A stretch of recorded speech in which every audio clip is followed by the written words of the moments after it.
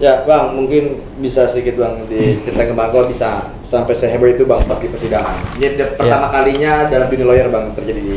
Oh gitu ya? Iya. Pertama kalinya? Berarti gue hebat gue ya? Gue hebat dong di antara lawyer-lawyer yang lain ya. Jadi itu hal yang nggak perlu dibesar-besarkan.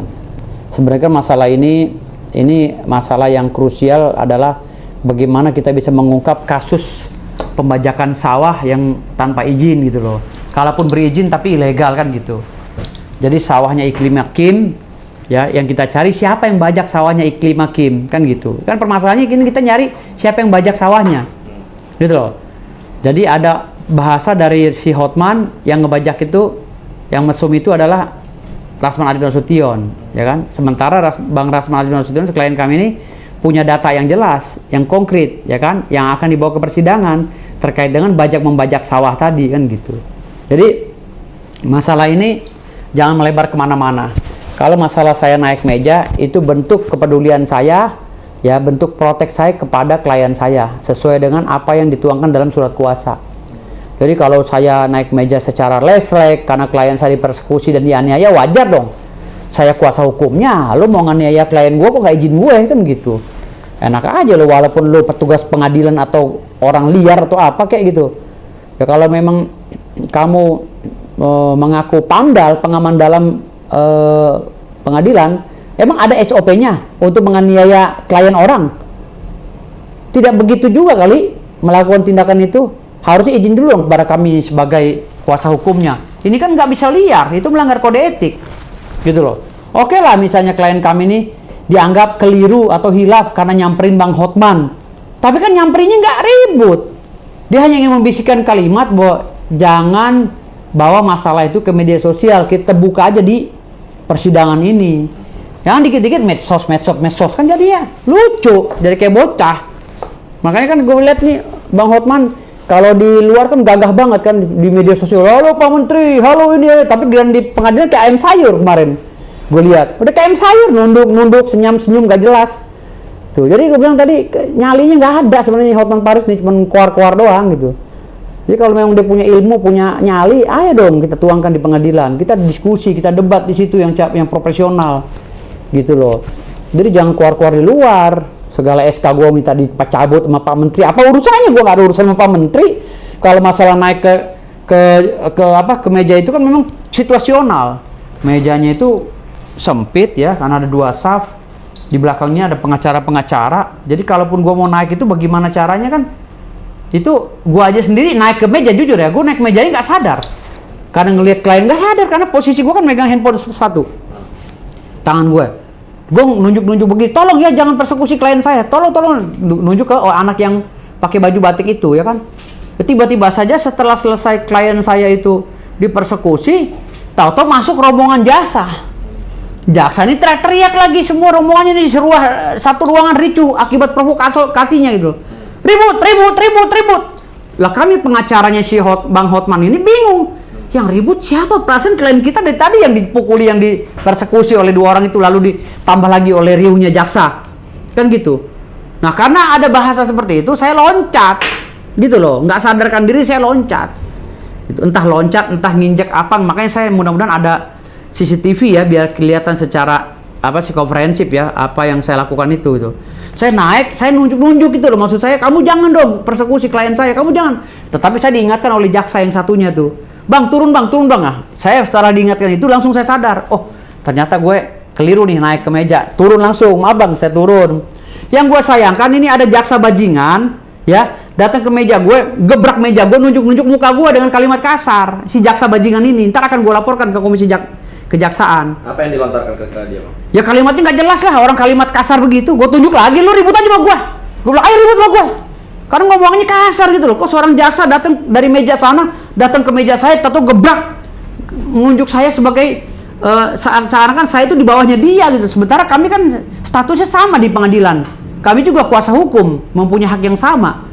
Kok datang mempersekusi meja saya, udah mempersekusi klien saya tuh si anggota pengadilan yang 2 orang yang pakai batik itu, entah siapa itu namanya. Udah gitu si jaksa juga datang mempersekusi saya pula.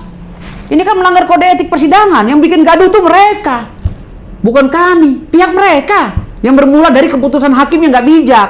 Hakim juga kalau ngomong udah kayak orang kagak sekolah hakimnya, ya kan? Ayo udah kamu, apa kamu, ha? Udah sudah duduk, apa kata saya? Saya ini hakim, diam kamu, ya? Itu putusan saya. Gimana Pak Jaksa? Siap, oh boleh dulu. Oke siap ya. Apa kamu? Kamu nggak usah. Giliran sama jaksa baik sama kita, apa kamu? Apa kamu? Nunjuk-nunjuk begini. Emang ada hakim pelajarannya begitu pendidikannya? Coba gue tanya, hakim di mana? Hakim di Nigeria yang kayak begitu. Hakim di Indonesia nggak boleh kayak gitu. Ya, hakim Indonesia itu harus santun, adat ketimuran, ucapannya sopan santun. Jangan pakai apa kamu? Hah? Oh sudah saya terima. Saya yang menguasai ini. Hah? Apa kata saya? Ya itu nggak benar namanya hakim. Ya kita kan punya hak juga sebagai pengacara, pembela untuk mengajukan keberatan, ya kan? Ketika ada kekeliruan hakim atau kekilapan hakim, wajar dong kita memberikan rambu-rambu atau aba-aba. Jangan dikit-dikit apa kamu? Udah sudah saya tutup. Yang lebih parah lagi yang bikin kami marah, terserah kalian, pokoknya diundur 2 minggu lagi ya, tanggal 20 sidang, kamu aja yang hadir, yang ini biar aja bodo amat, kami sidang tetap jalan. Kan gila hakim seperti itu. Lah emang hakim bisa jalanin persidangan hanya dengan jaksa doang? Lah kami gimana? Kami kan mau menyaksikan juga. Makanya kami laporkan ke KY itu mereka, gitu loh, komisi yudisial. Saya bilang stres nih hakim. Jadi hakim yang kayak gini ini perlu dipecat, jangan nonjok lah bila perlu, memalukan persidangan, bikin gaduh gitu. Padahal permintaan kita tuh simpel kok, Bu Hakim. Kalau sudah ditetapkan dari awal tuh sidang boleh terbuka, ya boleh dilaksanakan secara terbuka, tolong dong terbuka terus sampai habis. Jangan pas pada saat ingin pembuktian, ya hakimnya lalu mungkin atas pesanan siapa tidak boleh disiarkan. Mana bisa tidak boleh disiarkan? Awalnya terbuka ya harus terbuka terus dong, karena ini kan udah beredar di mana-mana, udah 3 tahun loh viral ini, sudah 3 tahun viral ini, gitu loh. Nah, kenapa nggak kita buka sekalian? Karena Hotman Paris itu udah memfitnah klien saya, gitu loh. Udah 3 tahun selama ini difitnah, di framing sekarang Rasman yang mesum. Siapa yang mesum kita bongkar. Kalaupun ada video kelaminnya si Iklim Hakim misalnya, ya kami blur. Gitu loh. Kalaupun ada foto Iklim Hakim yang diminta oleh si Hotman Paris ya, buah dadanya atau sawah sepetaknya, kami akan blur kok, kami ngerti hukum. Kan gitu. Jadi jangan masalah urusan saya naik ke meja yang dipermasalahkan jadi menu utama atau berita utama. Berita utamanya sekarang ini, hari ini, ada pengacara mesum yang memaksa cewek untuk membuka payudaranya, untuk membuka sawahnya sepetak, untuk dikirim ke dia, untuk bahan colian. Gitu loh. Gitu, itu kita harus bongkar. Gitu loh. Ini terus dilakukan begitu terhadap wanita kan bahaya. Kalau semua wanita diminta begitu sama dia, gitu, bahaya gitu. Dan si wanita ini terpengaruh lagi setelah sudah podcast dengan Bang Rasman Adit Nasution memberikan kuasa, lalu sepulang dari situ dia mungkin ditemui oleh si Hotman, berubah lagi bahasanya, tidak pernah memberikan kuasa katanya kepada Bang Rasman. Untungnya dia sudah mentransfer semua bukti-buktinya kepada handphonenya Bang Rasman itu. Jadi bahan bukti itu. Nah, makanya siapa yang masuk penjara nanti? Iklim Hakim kah atau si Hotman kah gitu? Nanti kita lihat aja. Karena kita akan melakukan pembuktian terbalik gitu. Nah Bang, tapi ini ada yang menarik reaksi Abang. Abang bisa spontan kayak gitu pada saat bagaimana sih Bang bisa refleks langsung naik ke atas meja gitu? Ya pada saat klien saya itu merasa udah dicekek, udah didorong, udah dianiaya, didorong terus, saya lambang, itu orang masih ngelawan gitu loh. Masih ngelawan aja, terus aja gitu, mengumpat-ngumpat klien saya, termasuk si jaksa itu gitu loh. Berkata-kata keras, ya saya kan langsung mau naik dong. Karena ini kan ruangan dipenuhi oleh jaksa.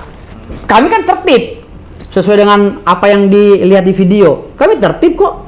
Hanya saja saya spontan melihat klien saya, semua jaksa udah hampir masuk semua. Ya saya ke masa Rasman cuma dipegang sama pengacaranya cuma 1 orang, ada 1 orang tim kita juga. Cuma 1 orang doang yang jagain dia. Ya saya bilang kurang orang nih. Mungkin saya spontan naik gitu. Itu mah isunya benar loh Bang Rasman kayak gitu. Dianiaya, makanya saya mau laporin, dikeroyok gitu loh. Dikeroyok? Iya dikeroyok dong, karena videonya jelas loh. Bang Rasman diginiin, jelas itu penganiayaan mereka berdua. Kalau misalnya nggak kayak gitu, dan saya akan nanya, kalau ini dibilang SOP-nya Mahkamah Agung, kita pecat ketua pengadilannya. Masa bikin SOP-nya seperti ini?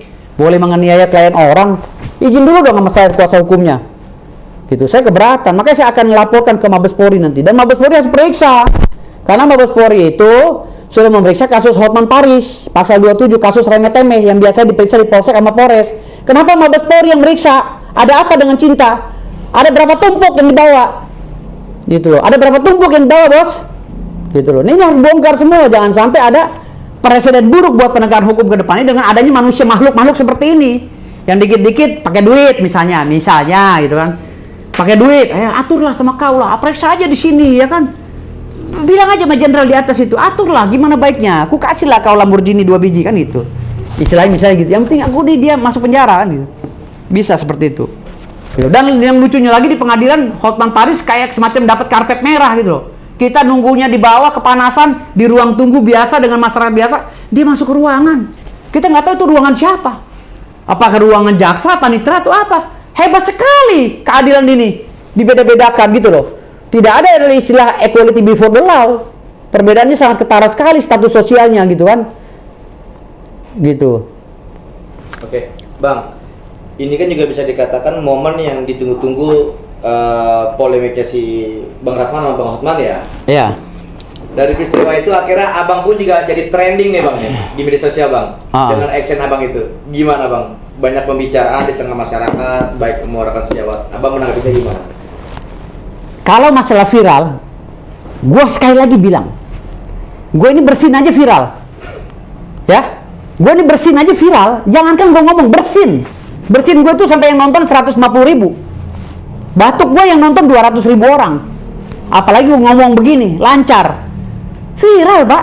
Kan gue memang lahir tuh dililit puser, ngerti gak? Gue lahir di Jakarta Pusat, di rumah sakit Tarakan, sekarang dulunya klinik Cideng, gue lahir di situ. Ari-ari gue dikubur di Monas, gimana gak viral?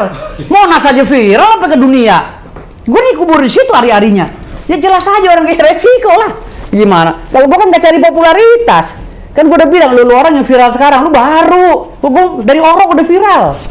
Jadi gak perlu lagi lu cari-cari panggung. Gue tahun 90 udah main film, gitu loh. Tahun 90-an gue udah ngeluarin album sama band gue, gitu kan. Ya gue udah viral, gak perlu nyari panggung lagi. Ngapain? Gue udah gak kaget nih dunia kamera kayak gini, gak kaget, gitu loh. Nah gue juga punya PH. Jadi artinya udahlah, gak usah ngomong-ngomongin gue cari panggung ya. Udah, justru lu harusnya cari viral sama gue nih. Lo tau Gus Irfan aja dulu bukan siapa-siapa, cuma nempel sama gue bentar doang, viral. Hah? Habib Jindan viral, kan gue orang viral. Gue udah bilang, ari-ari anak orok yang dikubur di Monas gue doang. Karena kakek gue dulu jaga istana kan pas pampres kakek gue. Iya, karena kakek gue pas pampres jadi gue dikuburnya deket istana ari-ari gue. Gimana gue nggak viral, Monas aja viral, gitu. Nah dari peristiwa itu kan jadi banyak sorotan ya Bang di tengah masyarakat ataupun di rekan-rekan sejawat ya di dunia lawyer. Bahkan ada yang mau mencoba ngambil ahli mau laporan Abang atas laporan pencemaran contempt of court, pelecehan di institusi. Iya, contempt of court kan. Iya. Itu yang laporin siapa? Banyak itu berseliweran di media sosial. Nanti akan gue lapor balik. Siap-siap lo yang lapor gue akan lapor balik. Kalau lo nggak ngerti contempt of court, jangan coba-coba masuk ranah itu. Contempt of court apabila ada hakim masih dalam proses persidangan, itu bisa berlaku. Dan itu kewenangan hakim untuk menegur gue apabila gue mempunyai kesalahan atau kekeliruan pada proses persidangan. Ada sanksi administratif. Kalau lo langsung masuk KUHP, gue sikat balik lo. Gue nggak main-main, gue lapor balik. Tapi kan itu ranahnya masih dalam ranah wilayah persidangan, Bang. Ya kan persidangan udah selesai. Yang ribut duluan siapa? Kan gue udah bilang, yang duluan siapa? Gue kan hanya akibat daripada sebat itu. Sebab awalnya kan dua orang yang mau gue laporin ini, dua karyawan pengadilan yang gue lapor yang telah menganiaya klien gue. Kayak gitu. Dengan jaksa-jaksa yang heboh memprovokasi, ribut. Siapa yang ribut? Di video aja kita bengong. Kita main lihat-lihatan, yang ribut siapa itu? Main lihat-lihatan kita, gitu. Jadi janganlah gitu ya. Jaksanya juga mau gue lapor tuh, waktu jaksa yang gebrak-gebrak meja gue lapor dia, ya nggak bisa dong di situ. Kan itu gue meja terhormat, meja gue, gitu loh. Kecuali meja orang, gue naik meja orang itu melanggar. Gue di meja gue nih, lingkup gue, gitu. Dan infonya besok mau dilakukan tertentu Bang ya, sepakat nggak Bang? Gue nggak sepakat. Apa alasannya Bang? Ya nggak bisa dong dibuka. Siapa yang garap saus petak di si Iklim Hakim? Itu udah judulnya. Gue lagi nyari siapa yang garap. Kan ribut masalah saus petak ini. Banyak kepala negara yang hancur gara-gara saus petak, ya kan? Banyak pejabat hancur gara-gara saus petak. Sekarang ada pengacara yang bakal hancur gara-gara saus petak. sawah sepetak diklaim hakim, digarap, tapi yang ngegarap nggak ngaku, gitu loh. Ini yang harus kita bongkar, gitu. Ya. Bang, ini sedikit bang, maksud gue nggak ngerti nih bang, maksud sawah sepetak itu gue nggak ngerti bang. Kalau gue sebutin jelas ntar lo, udahlah. Nah, pokoknya bagian yang tidak. Ya pokoknya begitulah. Nah, bang, itu kan setelah dia ribut nih di dalam persidangan, terus bahkan di luar dia kayak sempat ya kayak mengledek lah. Iya. Gimana bang?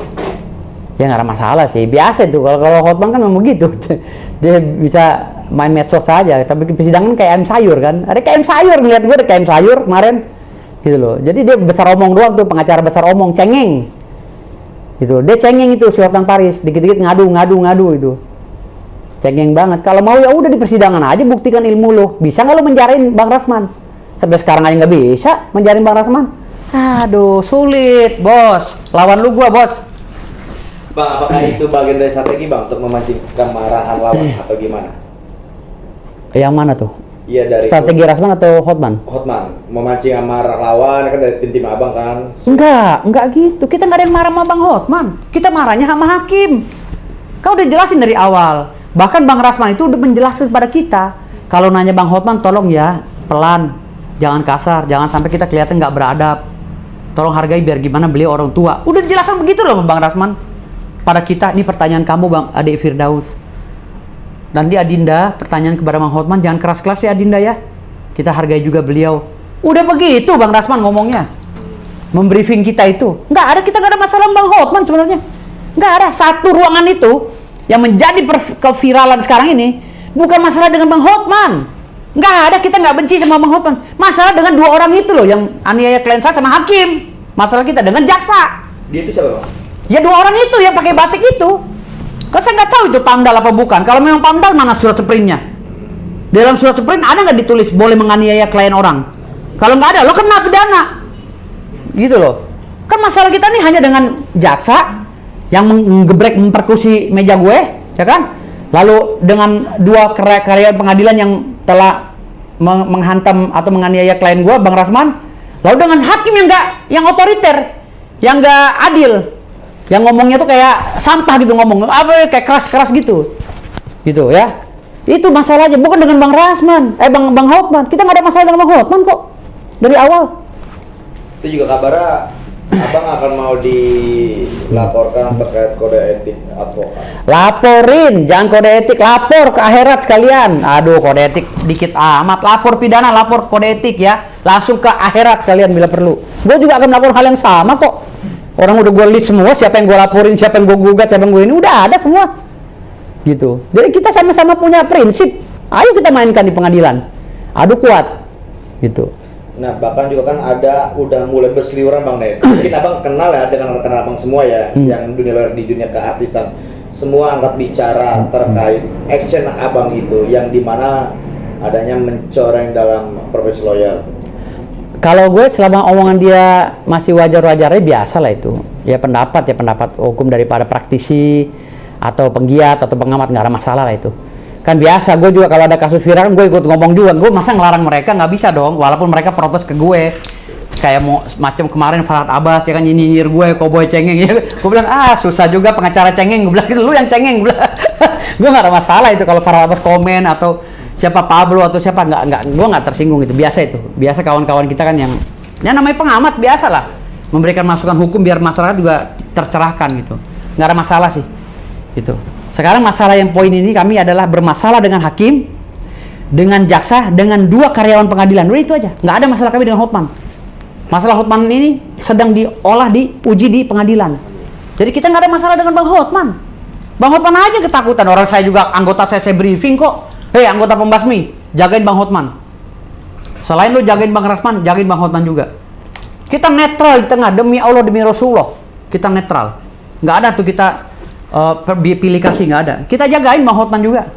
Gitu. Karena kita mau persidangan ini adil seadil-adilnya. Dan yang pertama, pada kesempatan ini saya memohon maaf kepada Bapak Prabowo Subianto, Bapak Presiden kita, Bapak Jenderal Haji Prabowo Subianto ya, Bapak Jenderal Purnawirawan Prabowo Subianto ya. Mohon maaf Pak, saya atas nama pribadi dan tim minta maaf atas kegaduhan ini. Saya minta maaf juga kepada Bapak Ketua Mahkamah Agung, ya, Bapak Ketua Mahkamah Agung dan Bapak Kepala Kejaksaan Agung. Mohon maaf sekali lagi atas kegaduhan ini. Saya tidak bermaksud untuk sengaja naik ke meja, karena itu sifatnya untuk memprotek klien saya. Saya juga minta maaf kepada Bapak Kapolri, ya, semuanya saya minta maaf atas kekhilafan dan kekeliruan ini. Saya juga minta maaf kepada organisasi advokat saya, Advokat Kongres Advokat Indonesia. Saya minta maaf kepada Presiden KAI, Ibu Jamelia Lubis, ya, Ibu Siti Jamilah Lubis, sarjana hukum. Mudah-mudahan ini bisa selesai dengan baik. Ini bentuk daripada perjuangan saya untuk membela hak klien. Mohon maaf semuanya kepada Pak Presiden dan kepada Pak Yusril, Menko Polhukam, Menkumham, ya, Menkumham, ya, atau apa ya, Menko Polhukam kalau nggak salah, Pak Yusril. Saya minta khususnya kepada Pak Yusril, saya minta maaf juga. Ya, terima kasih, mudah-mudahan permaafan saya diterima. Makasih. Bang, terus untuk selanjutnya apa bang? Agenda besok bang? Persidangan yang kemarin. Persidangan yang kemarin itu agenda besok maksudnya, Iya. tanggal 20. Iya. Ya, kita minta ganti hakim. Tetap kembali lagi Bang Hotman diperiksa atas kesaksiannya. Oh, berarti masih Dia minta saksi, ya? keterangan saksinya, iya. Bang Hotman harus hadir gitu. Kalaupun ada offline kami nggak terima lah. Kami maunya online, terbuka, gentleman gitu. Kami jagain Bang Hotman, kita jagain kok. Saya udah bilang, saya udah komitmen. Tim pembasmi harus menjaga Bang Rasman, jaga Bang Hotman. Semua kita jaga. Nggak ada yang boleh dianiaya. Yang aniaya Bang Hotman ya gue ngamuk lah. Gue juga ikut ngamuk. Karena dia kan aset kita. Dia juga kan bagian daripada orang yang dalam perkara ini yang harus benar-benar teruji gitu loh. Walaupun dia berseberangan dengan kita profesional gitu. Ya menganiaya Bang Rasman apalagi kan gitu. Kita tetap jaga semuanya gitu. Karena biar gimana mereka senior saya gitu. Itu. Ya. Ya.